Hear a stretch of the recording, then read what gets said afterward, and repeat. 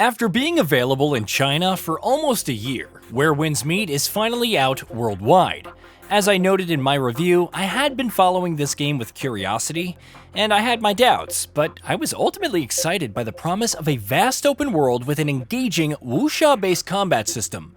On top of all that, all the playable content was promised to be completely free. Yes, the entire single player, as well as the PvE and PvP campaigns, were not gated behind paid content. It felt too good to be true, but all of that turned out to be completely accurate. Nothing related to in-game progression is locked behind real money.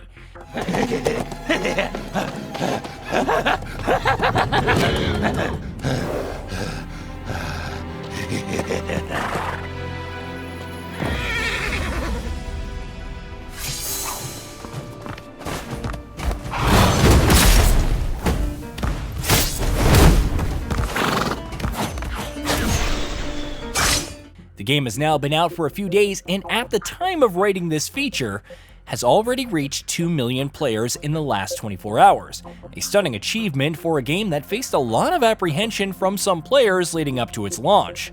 Not only that, it managed to reach a peak player count of 193,860 people with over 180,000 active players at the time of writing. It also became one of the top 5 most played games on Steam, reached the top 3 on the PlayStation Network across 7 regions, and was among Steam's top 7 sellers. It's fair to say that with Everstone's efforts with Where Winds Meet are seriously paying off. Whether it will be able to sustain this launch success remains to be seen, but for now, Where Winds Meet seems to be one of the most addictive games of the year. Why exactly? Well, the first reason is obvious. It's a free-to-play game that doesn't lock gameplay mechanics behind real money. As soon as you begin, you're thrown into this open world, currently 2 areas, and it's absolutely loaded with content. There are 2 huge locations to start with, Qingyi and Kaifeng. Both have been intricately designed and are absolutely gorgeous to look at. The game is sprawling with flora and fauna, ancient architecture, and a ton of mysteries and secrets to uncover. Kaifeng is described as the beating heart of civilization. It features over 10,000 NPCs and more than 1,200 artifacts to collect. The range of side stuff is also massive, from visiting the ghostly market to trading. Obviously, the animations and facial capture are not of the highest quality, but what's here is largely acceptable. You have your story missions, which will require you to delve into the gold-making vessel, a treasure that conceals a sinister purpose. It isn't long before players are drawn into conflict and deal with enemies beyond their thoughts. This will likely be an ongoing narrative, with more story threads and cutscenes being added over time in the future. However, the main core of the experience lies in the several kinds of activities that you can take up elsewhere in the game. The core side missions vary by area and are organized into different volumes, with some of them taking more than half an hour to complete. They are intriguing to play though, and will often take you to places with grand vistas and even a boss fight or 2. Then there are random encounters, some short, and some so in-depth that they may as well be better than the story missions.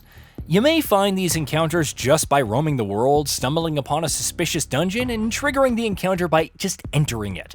Once again, the attention to detail and environmental variety is key here, and it's all so well done. Back in July, lead designer Chris Liu laid out Everstone's ambitions for Where Winds Meet in an interview with Tech Radar. He talked about wanting to build a game that didn't really have a precedent, the hurdles the team faced in trying to do so, and what they learned from the feedback of players who took part in various playtests. What we hope to create is a really immersive world experience. That was our core goal when we created this project, said Liu. Of course, we ran into a lot of difficulties. Since no other studio has made this kind of game before, we didn't have a lot of references. The overall response has been pretty great, and we've got a lot of positive reviews. Some of them would post videos of them playing, and those videos would generate a lot of comments from others. Also, the response to the storyline has been great.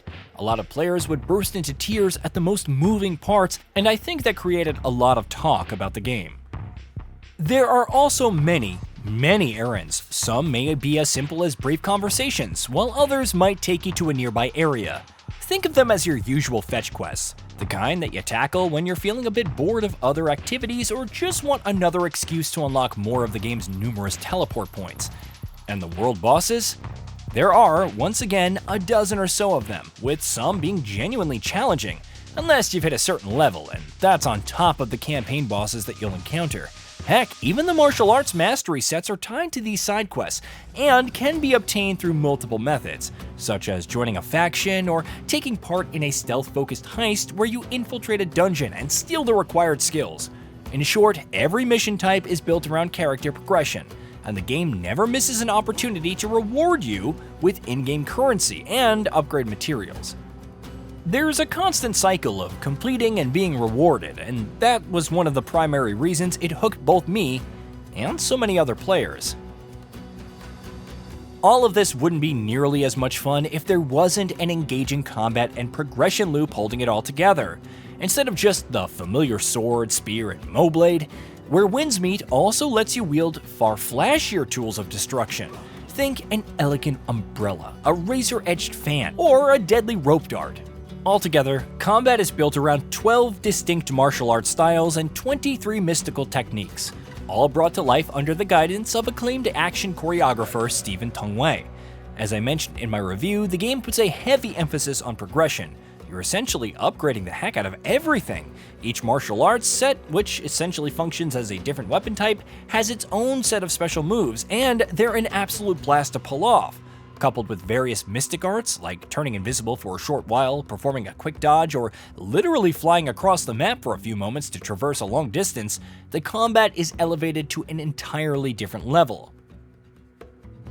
As mentioned previously, NPC animations aren't particularly impressive, but the combat animations are stellar. The way that your character moves, the impact of punches and kicks, it all looks and feels insane and over the top, which is exactly what you want given the genre. Then there's the arena mode, the PvP component, which is an absolute blast as you try to outplay other players in various versus setups. Or you can simply roam the world and do whatever you want while tagging along with a friend. The length and breadth of what you can do in this rich, detailed world is outstanding, and it's wild to think that all of this is free to play.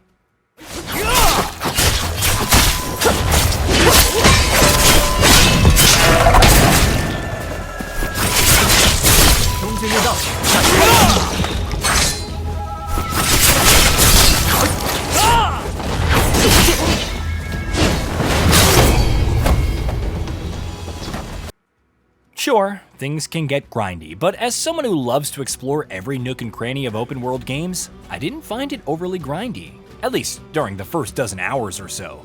The existing economy system is definitely complex, and the game throws dozens of systems at you almost at once, which can be intimidating. But if you're patient and take the time to learn how everything works, you might just end up experiencing one of the best action role-playing games of the year. Look, I understand that free-to-play games are not everyone's cup of tea. Some people simply just don't like the model, and that's completely fine. But for players like me, who enjoy taking in all the sights, laying the smackdown on tough bosses and dumb enemies, and just having some fun along the way, Where Winds Meet doesn't just meet your expectations. It absolutely smashes them. Hey, did you know that we at GamingBolt upload new videos every day? Stick around, drop a like, subscribe, and hit that bell. And let us know what kind of content you'd like to see in the future with a comment below.